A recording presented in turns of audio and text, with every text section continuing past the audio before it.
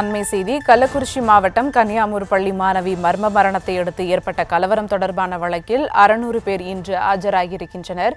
கூடுதல் விவரங்களோடு இணைகிறார் செய்தியாளர் சிவபிரகாசம். வணக்கம் சிவபிரகாசம், விவரங்கள்.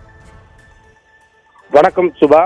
கள்ளக்குறிச்சி மாவட்டம் சின்னசேலம் அருகே உள்ள கனியாமூரில் உள்ள சக்தி மெட்ரிகுலேஷன் பள்ளியில் கடந்த 2022ஆம் ஆண்டு ஜூலை மாதம் 13ஆம் தேதி மாணவி ஸ்ரீமதி மர்மமான முறையில் உயிரிழந்தார். அதனைத் தொடர்ந்து நடைபெற்ற போராட்டமானது கலவரமாக மாறி ஜூலை மாதம் 17ஆம் தேதி பெரும் கலவரமாக மாறி பள்ளி முழுவதும் சூறையாடப்பட்டு கலவரமாக வெடித்தது. இதனைத் தொடர்ந்து தமிழ்நாடு அரசு இந்த கலவரம் தொடர்பான வழக்கினை சிறப்பு புலனாய்வு குழு போலீசார் விசாரணை மேற்கொள்வார்கள் என உத்தரவு பிறப்பிக்கப்பட்டது. அதனைத் தொடர்ந்து சிறப்பு புலனாய்வு குழு போலீசார் பல்வேறு பிரிவின் கீழ் 4 வழக்குகள் பதிவு செய்து விசாரணை மேற்கொண்டனர். இந்த விசாரணையின் அடிப்படையில் 615 பேர் கைது செய்யப்பட்டு சிறையில் அடைத்தனர்.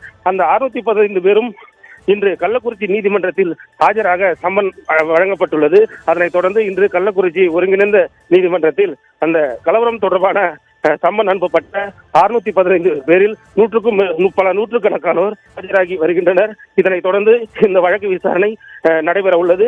இன்று கள்ளக்குறிச்சி நீதிமன்றத்தில் 615 பேர் நேரில் ஆஜராக சம்மன் அனுப்பப்பட்டுள்ள நிலையில் இங்கு 200க்கும் மேற்பட்ட போலீசார் பாதுகாப்பு பணியில் ஈடுபட்டு வருவதால் பரபரப்பு ஏற்பட்டுள்ளது.